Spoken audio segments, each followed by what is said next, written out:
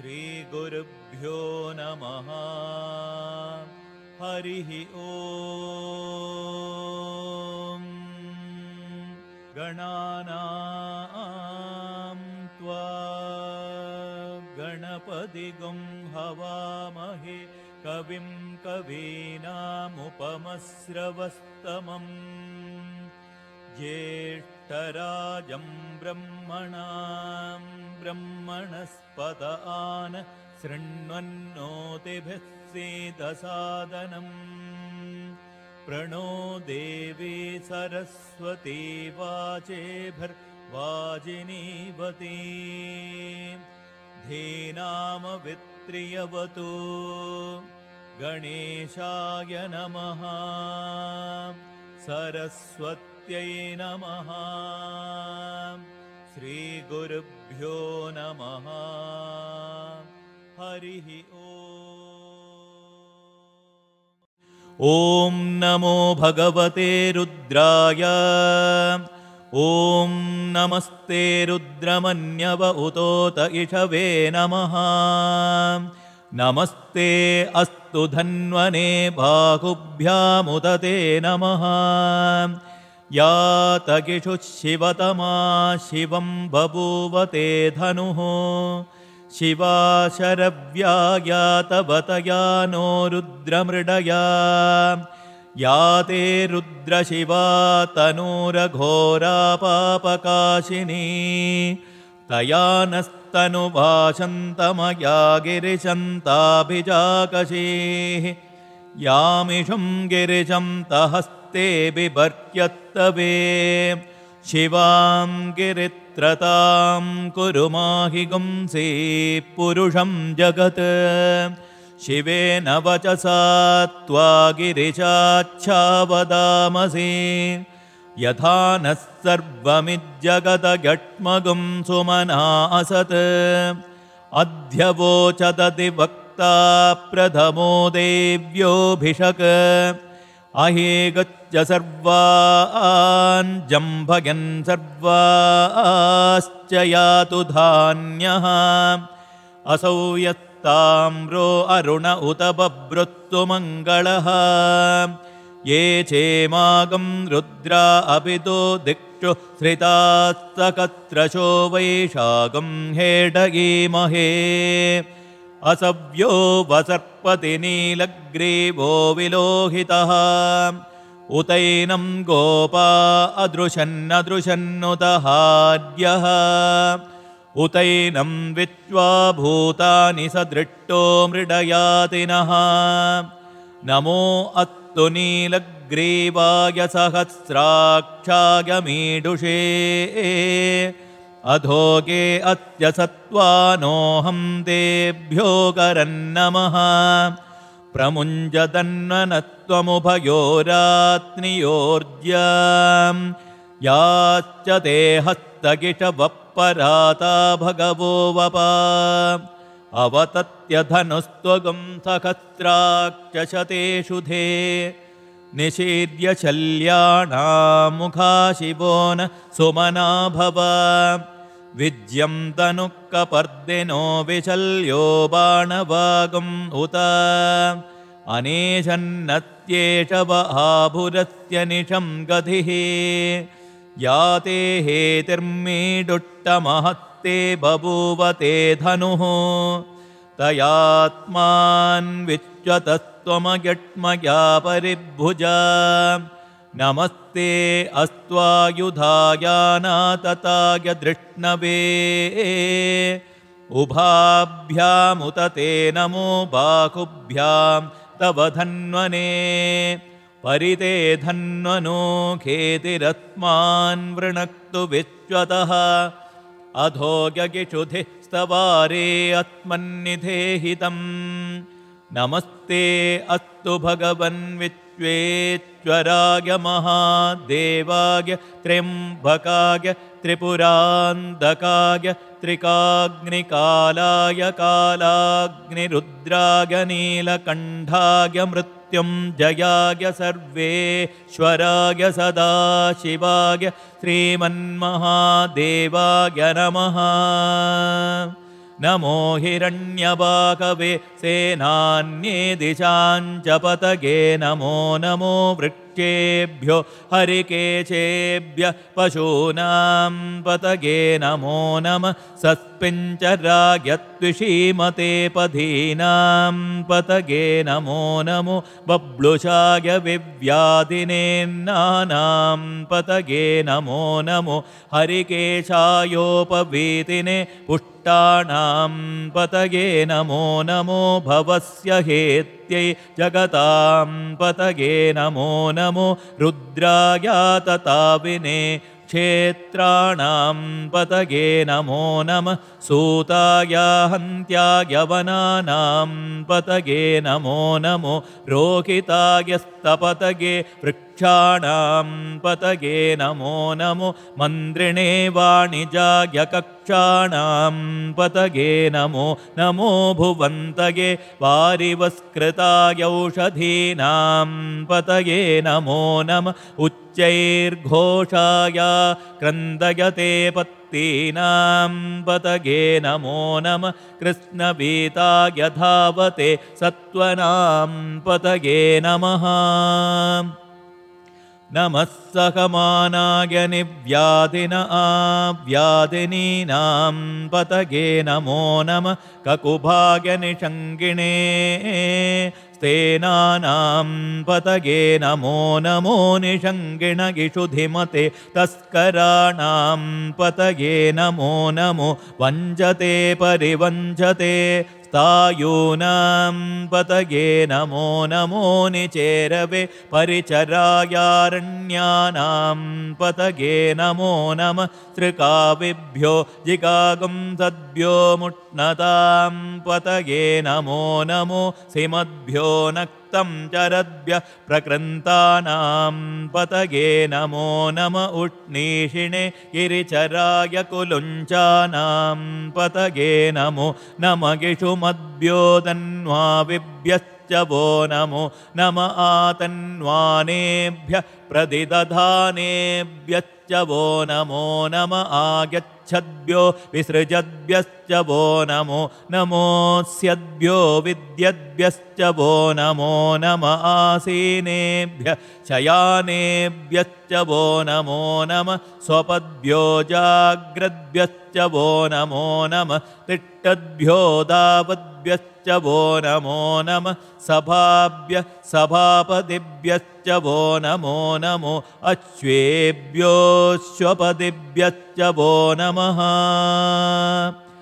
नम आव्याधिनीभ्यो विविद्यन्तेभ्यश्च वो नमो नम उगणाभ्य त्रिगुंहतेभ्यश्च वो नमो नमो गृत्सेभ्यो गृत्सपतिभ्यश्च वो नमो नमो व्रातेभ्यो व्रातपतिभ्यश्च वो नमो नमो गणेभ्यो गणपतिभ्यश्च वो नमो नमो विरूपेभ्यो विच्चरूपेभ्यश्च वो नमो नमो महद्भ्यः स्थुल्लकेभ्यश्च वो नमो नमो रथेभ्यो रथेभ्यश्च वो नमो नमो रथेभ्यो रथपतिभ्यश्च वो नमो नमः सेनाभ्यः सेनानिभ्यश्च वो नमो नमः क्षत्रिभ्यः सङ्ग्रहेतृभ्यश्च वो नमो नमः तक्षद्भ्यो रथकारेभ्यश्च वो नमो नमः कुलालेभ्यः कर्मारेभ्यश्च वो नमो नमः पुञ्जिष्टेभ्यो निषादेभ्यश्च वो नमो नमः गिषुकृद्भ्यो धन्वकृद्भ्यश्च वो नमो नमो मृगयुभ्यः श्वनिभ्यश्च वो नमो नमः श्वभ्यः श्वपतिभ्यश्च वो नमः नमो भवाय च रुद्राय च नमः शर्वाय च पशुपतये च नमो नीलग्रीवाय च शितिकण्ठाय च नमः कपर्दिने च व्युक्तकेशाय च नमः सकस्राक्षाय च शतधन्वने च नमो गिरिशाय च शिपिविष्टाय च नमो मीडुट्टमाय चेषुमते च नमो ह्रस्वाय च वामनाय च नमो बृकते च वर्षीयसे च नमो वृद्धाय च संवृध्वने च नमो अग्र्याय च प्रथमाय च नमः आशवे च चिराय च नमः शीघ्रियाय च शीभ्याय च नमः ऊर्म्याय च वत्वन्याय च नमः स्रोतस्याय च द्वीप्याय च नमो ज्येष्ठाय च कनिष्ठाय च नमः पूर्वजाय च परजाय च नमो मध्यमाय च पगल्भाय च नमो जगन्याय च बुद्ध्याय च नमः सोभ्याय च प्रतिसर्याय च नमो याम्याय च क्षेम्याय च नम उर्वर्याय च घल्याय च नमः श्लोक्याय च वसान्याय च नमो वन्याय च कट्याय च नमः श्रवाय च प्रतिश्रवाय च नमः आशुषेणाय चाशुरधाय च नमः शूराय चावबिन्दते च नमो वर्मिणे च वरोधिने च नमो बिल्मिने च कवचिने च नमः श्रुताय च श्रुतसेनाय च नमो दुन्दुभ्याय च कनन्याय च नमो धृष्णवे च प्रमृषाय च नमो धूताय च प्रहिताय च नमो निषङ्गिणे चेषु धिमते च नमः तीक्ष्णेषवे च युधिने च नमः स्वायुधाय च सुधन्वने च नमः श्रुत्याय च पथ्याय च नमः काट्याय च नीप्याय च नमः सूद्याय च सरस्याय च नमो नाद्याय च वैशन्ताय च नमः कूप्याय च वट्याय च नमो वट्याय च वट्याय च नमो मेघ्याय च विद्युत्याय च नमः ईद्रियाय च प्याय च नमो वात्याय च रेत्म्याय च नमो वास्तव्याय च वास्तुपाय च ॐ हर हर हर हर ॐ नमः सोमाय च रुद्राय च नमः ताम्राय च रुणाय च नमः शङ्गाय च पशुपतये च नमः उग्राय च भीमाय च नमो अग्रे वधाय च दूरे वधाय च नमो हन्त्रे च हनीयसे च नमो वृक्षेभ्यो हरिकेशेभ्यो नमः ताराय नमः शम्भवे च मयो भवे च नमः शङ्कराय च मयस्कराय च नमः शिवाय च शिवतराय च नमः तीर्त्याय च कूल्याय च नमः पार्याय च वार्याय च नमः प्रतरणाय चोत्तरणाय च नमः आतार्याय च लाद्याय च नमः चट्प्याय च फेन्याय च नमः सिकत्याय च प्रभाक्याय च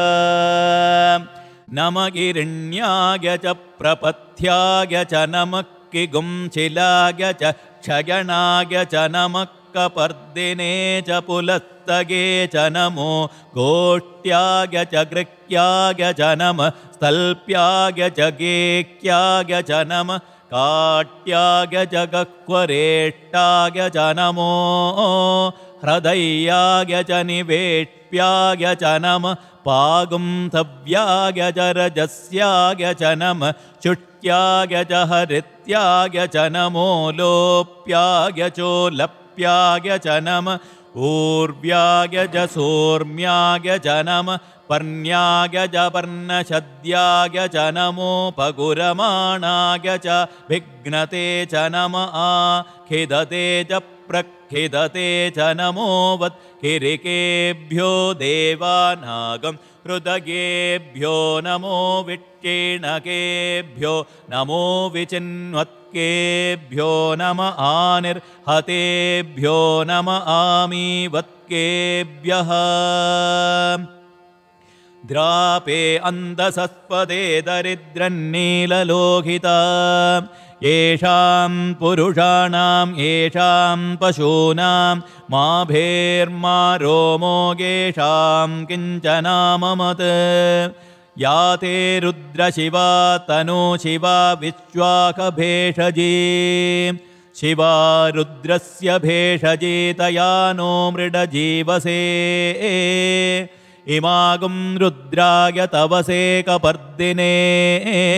क्षयद्वीराय प्रभरामहे मतिं यथा नश्यमसद्विपदे चतुष्पदे विश्वं दुष्टं ग्रामे अस्मिन्ननातुरं मृडानो रुद्रो तनो मयस्कृति क्षयद्वीराय नमसा विधेमते यच्चं तयोश्च मनुराग्यजे पिता तदस्यामतवरुद्रप्रणीतौ मानो महान्तमुतमानो अर्भकं मान उक्षन्तमुतमान उक्षितं मानो वधेः पितरं मोत मातरं प्रियामान स्तनुवो रुद्ररीरिषः मानस्तोके तनगे मान आयुषिमानो गोषुमानो अश्वेषु रीरिषः वीरान्मानो रुद्रभामिदो वदेर्हविष्मन्दो नमसा विधेमते आरात्ते गोघ्नमुतपूरुषग्ने क्षयद्वीराय सुम्नमस्मेते अस्तु रक्षाजनो अधिजदेव ब्रूह्यदाचन शर्म यच्चद्विपरुहाः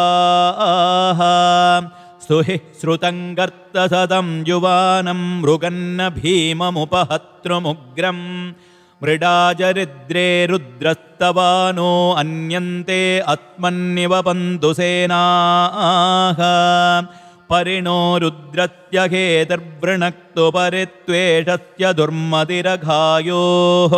अवस्थिरा मघवद्भ्यस्तनुष्वमीड्वस्तोकायतनयाय मृडय मीडुट्टमशिवतमशिवो न सुमना भव परमे वृक्ष आयुधन्निधाय कृत्यं वसानमाचर पिनाकं बिभ्रतागहे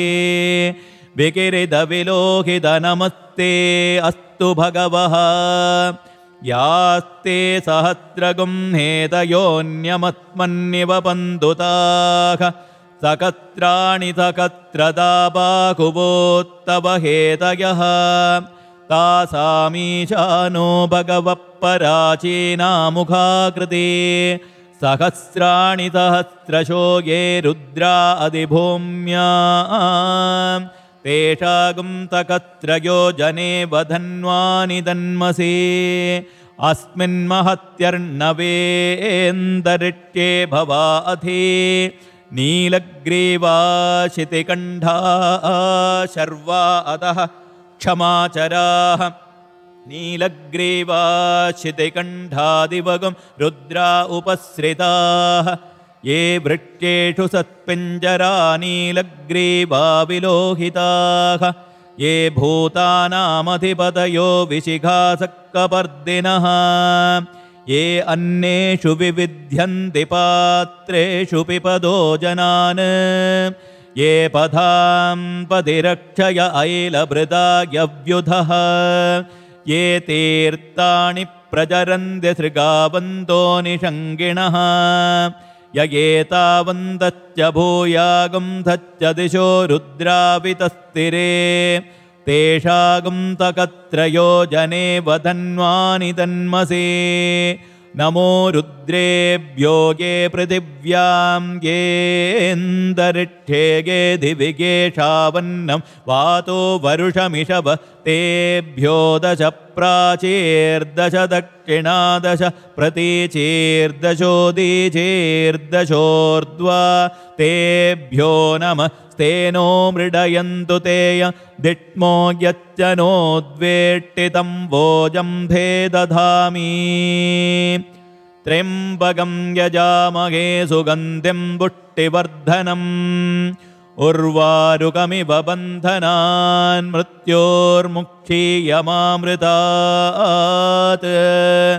यो रुद्रो अग्नव्यो अप्सु य ओषधीषु यो रुद्रो विश्वा भुवना विवेच तस्मै रुद्राय नमो अस्तु एते सहस्रमयुतं पाशा मृत्योर्मर्त्याय हन्तवे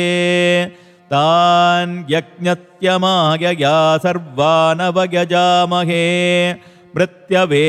स्वाहा मृत्यवे स्वाहा प्राणानां ग्रन्थिरसि रुद्रो मा विशान्तकः तेनान्येनाप्यायस्व नमो रुद्राय विष्णवे मृत्युर्मे पाहि तमुट्टुहि यस्तुषुस्तु धन्वायो विश्वस्य क्षयति भेषजस्य यक्ष्वा महेशो मनसाय रुद्रन्नमोभिर्देवमसुरन्दुवस्य अयं मे हस्तो भगवान् अयं मे भगवत्तरः अयं मे विद्यभेषजो यग शिवाभिमरुषणः ॐ शान्ति शान्ति शान्तिः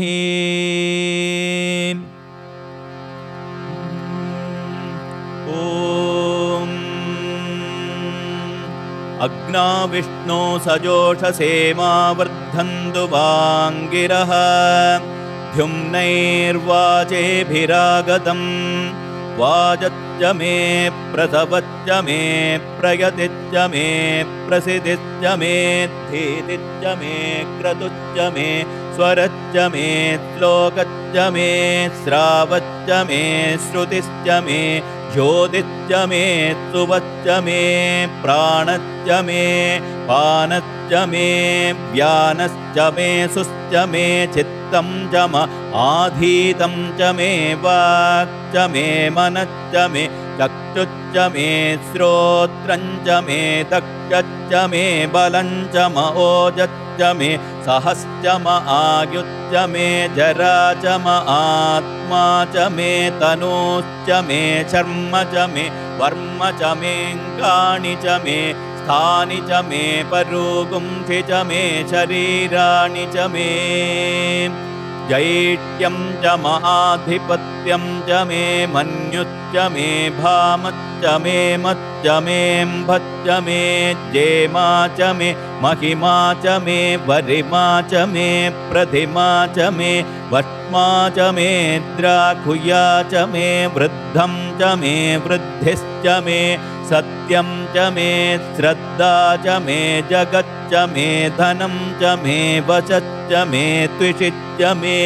क्रीडा च मे मोदच्च मे जातं च मे जनिष्यमाणं च मे सूक्तं च मे सुकृतं च मे वित्तं च मे वेद्यं च मे भूतं च मे भविष्यच्च मे सुगं च मे सुपथं च मरुद्धं च मरुद्दिच्च मे कृप्तं च मे कृप्तिच्च मे मतिच्च मे सुमतिच्च मे शञ्च मे मयच्च मे प्रियं च मेणुकामच्च मे कामच्च मे सौमनसच्च मे भद्रं च मे श्रेयच्च मे वस्यच्च मे यचच्च मे भगच्च मे द्रविणं च मे यन्ता च मे धर्ता च मे क्षेमच्च मे धृतिच्च मे विश्वं च मे महच्च मे संविच्च मे ज्ञात्रं च मे सूच्च मे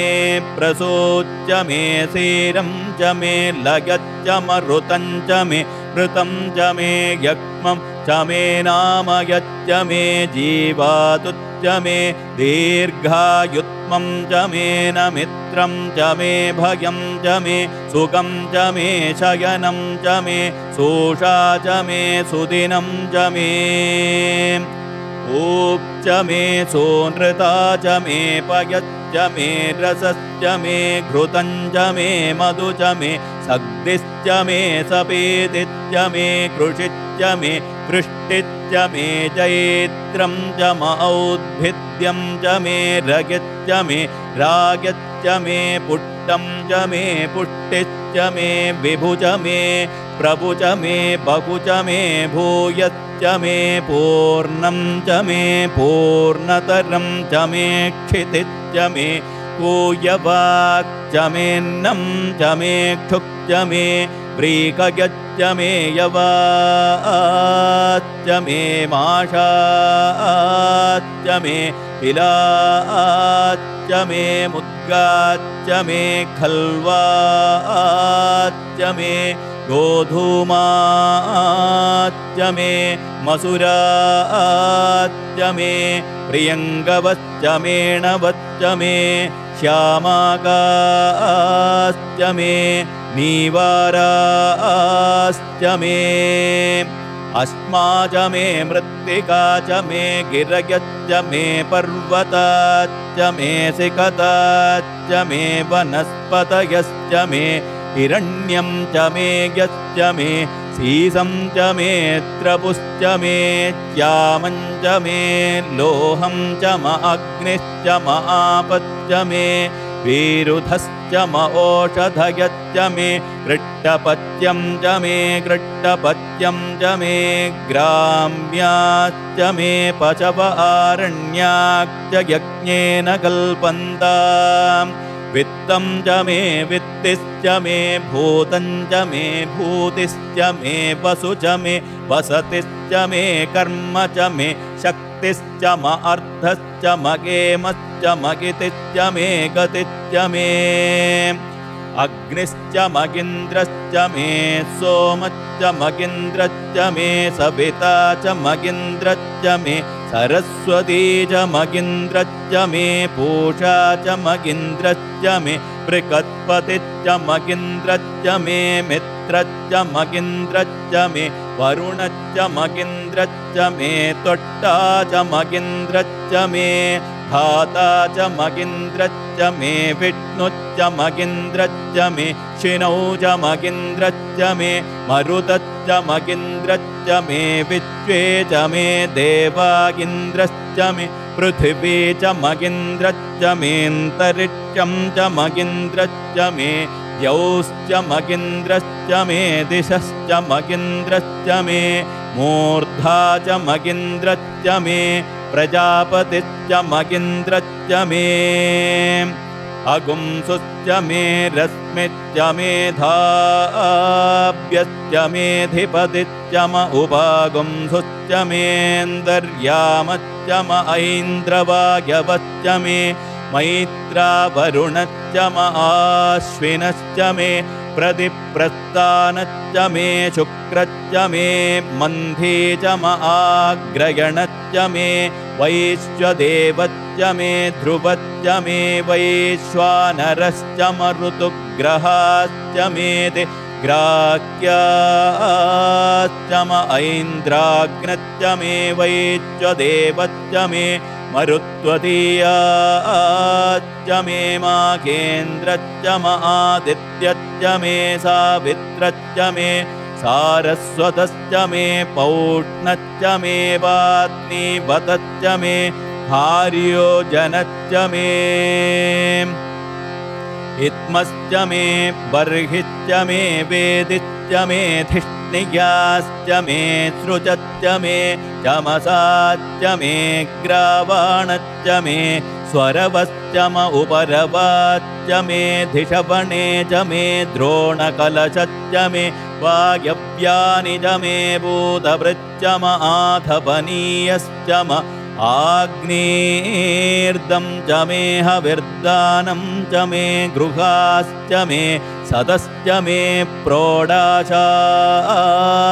मे पचताच्च मे वभृतच्च मे स्वकाकारच्च मे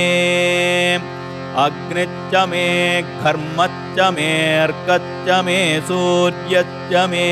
प्राणश्च मे श्वमेधश्च मे पृथिवी च मे दितिश्च मे दितिश्च च मे द्यौश्च मे चक्वरेर कुलयो दिशश्च मे यज्ञेन कल्पन्तामृच्च मे साम च मे स्तोमश्च मे यजुश्च मे दीक्षा च मे तपश्च मरुतुश्च मे व्रतं च मे हो रात्रयोर्वृष्ट्या बृहद्रथं तरे च मे यज्ञेन कल्पेताम् गर्भाच्च मे वत्साच्च मेत्ययविश्च मेत्ययवी च मे दित्यवाक्च मे दित्यौही च मे पञ्चाविश्च मे पञ्चावी च मे त्रिवत्सच्च मे त्रिवत्सा च मे तुर्यवाक्च मे तुर्यौही च मे पट्टवाक्च मे पट्टौही च म उक्षा च मे वशा च म ऋषभच्च मे देखच्च मे नड्वाङ् च मे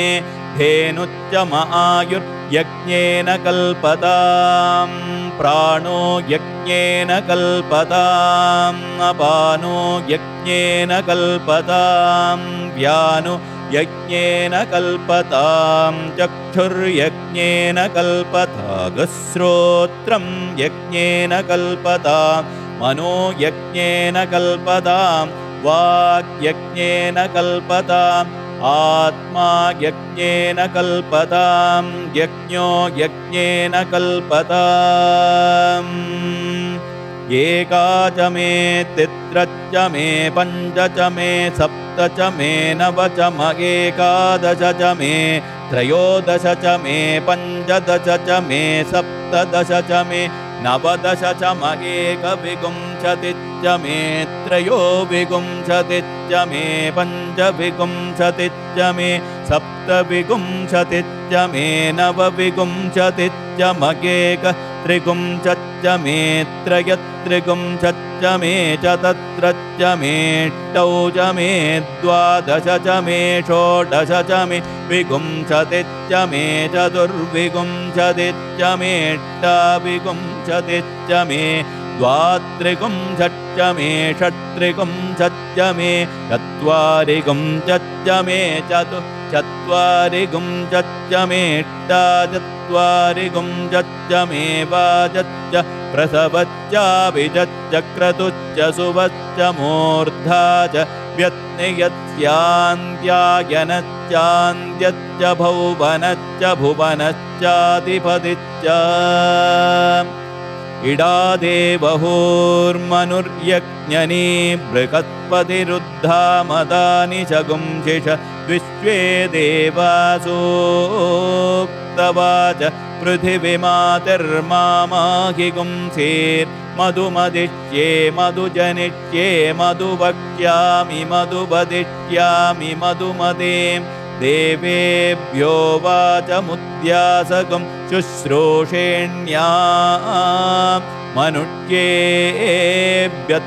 मा देवा अवन्तु शोभागे पितरोऽनुमदन्तु ॐ शान्ति शान्ति शान्तिः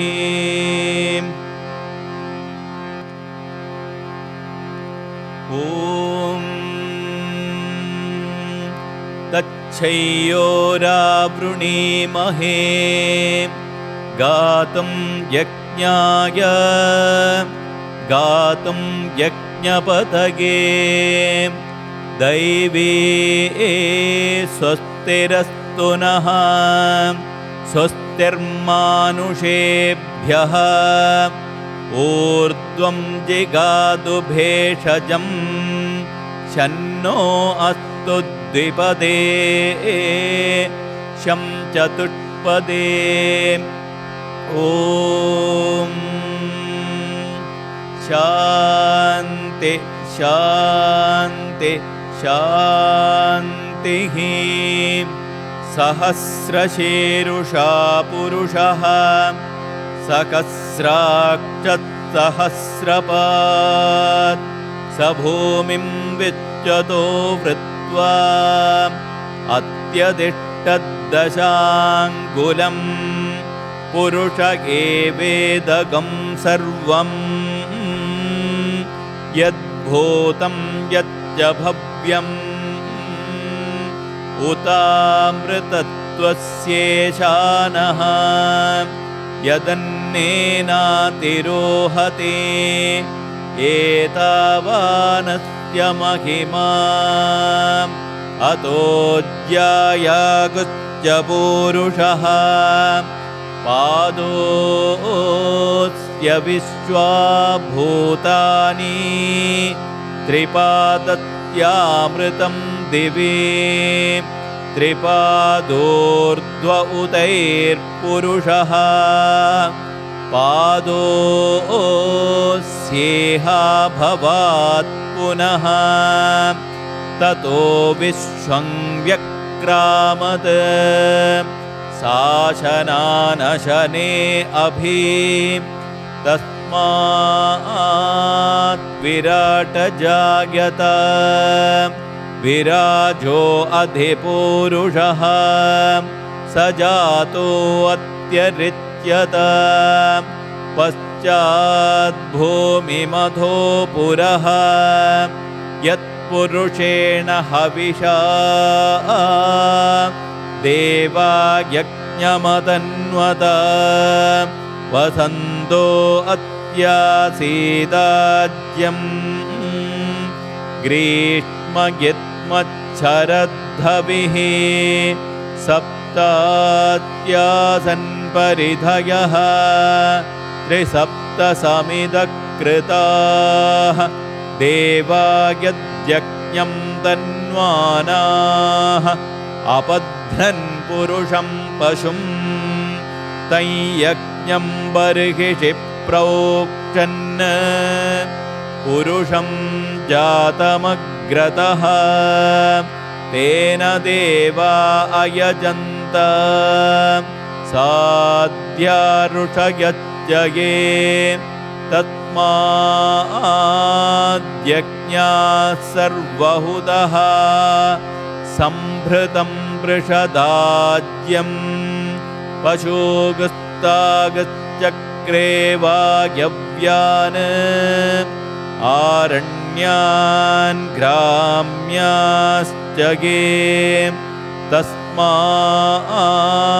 तस्माद्यज्ञाः सर्वहुतः ऋचः सामानि जज्ञिरे छन्दागंसि जज्ञिरे तस्मात् यजुस्तस्मादजायत तस्मादच्वा अजायन्त ये केचो भयातदः गावो हजज्ञिरे तस्मात् तस्माज्जाता अजावयः यत्पुरुषं व्यदधुः कथिथा व्यकल्पयन् मुखं किमस्य कौ बाहु काबूरूपादावुच्येते ब्राह्मणोऽस्य मुखमासीत् बाहुराजन्यकृतः ऊरू तदस्य यद्वैश्यः पद्भ्यागं शूद्रो अजायत चन्द्रमा मनसो जातः चक्षुः सूर्यो अजायत मुखादिन्द्रश्चाग्निश्च प्राणात् वायुरजायत नाभ्या आसीदन्तरिक्षं शीर्ष्णौ द्यौ समवर्तत पद्भ्यां भूमिर्दिशश्रोत्रात् तथा लोकागं अकल्पयन् वेदाहमेतं पुरुषं महान्तम् आदित्यवर्णं तमसस्तु पारे सर्वाणि रूपाणि विचित्य धीरः नामानि कृत्वाभिवदन्यदात्ते धाता पुरस्ताद्यमुदा जहार शक्रप्रविद्वान् प्रदिशश्चतस्रः तमेवं विद्वानमृतयिक भवति नान्यपन्था अयनाय विद्यते यज्ञेन यज्ञमयजन्त देवाः तानि धर्माणि प्रथमान्यासन् तेहनाकं महिमानः सजन्ते यत्र पूर्वे साद्याः सन्ति देवाः अद्भ्यत्सम्भूतपृथिव्यैरसाच्च विच्चकर्मणः समवर्तताधि तस्य त्वष्टा विततद्रूपमेते तत्पुरुषस्य विश्वमाजानमग्रे वेदाहमेतं पुरुषं महान्तम् आदित्यवर्णं तमसः परस्तात् तमेवं विद्वानमृतयिक भवति नान्यपन्था विद्यते यनाय प्रजापतिश्चरति गर्भे अन्तः अजायमानो बहुधा विजायते तस्य धीरा परिजानन्ति योनिम् मरीचीनां पदमिच्छन्ति वेधसः यो देवेभ्य आतपति यो देवानां पुरोहितः पूर्वो यो देवेभ्यो जातः नमो रुचाय ब्राह्मये रुचं ब्राह्मं जनयन्तः देवा अग्रे तदब्रुवन् यस्त्वैवं ब्राह्मणो विद्यात् तस्य देवा असन्वशे ह्रीच्यते लक्ष्मीश्च पत्न्यो अहोरात्रे पार्श्वे नक्षत्राणि रूपम् अश्विनौ व्यात्तम् इष्टं मनीषाण अमुं मनीषाण सर्वं मनीषाण तच्छय्योरावृणीमहे गातुं ज्ञाय गातुं यज्ञपतये दैवे स्वस्तिरस्तु नः स्वस्तिर्मानुषेभ्यः ऊर्ध्वं जिगातु भेषजं शन्नो अस्तु द्विपदे शं चतुष्पदे ॐ शान्ति शान्ति शान्तिः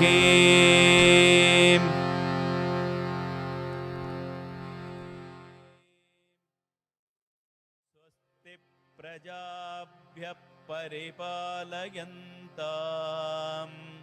न्यायेन मार्गेण महीं महिषाः गोब्राह्मणेभ्यश्चुभमस्तु नित्यम् समस्तलोकाः सुखिनो भवन्तु समस्तलोकाः सुखिनो भवन्तु समस्तलोकाः सुखिनो भवन्तु ॐ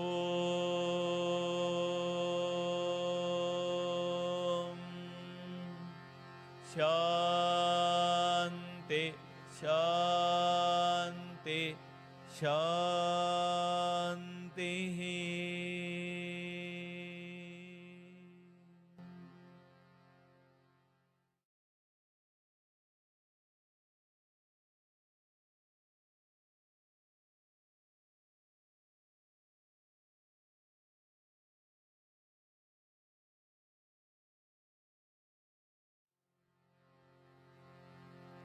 यदक्षरपदभ्रष्टं मात्राहीनं तु यद्भवेत् तत्सर्वं क्षम्यतां देव नारायण नमोऽस्तु ते। विसर्गबिन्दुमात्राणि पदपादाक्षराणि च न्यूनानि चातिरिक्तानि क्षमस्व साईश्वर। अपराधसहस्राणि क्रियन्ते हर्निशं मया दासोऽयमिति मां मत्वा क्षमस्व साईश्वर। अन्यथा शरणं नास्ति त्वमेव शरणं मम। तस्मात् कारुण्यभावेन रक्ष रक्ष साईश्वर। हरिः ॐ तत्सत्। श्री साईश्वरार्पणमस्तु।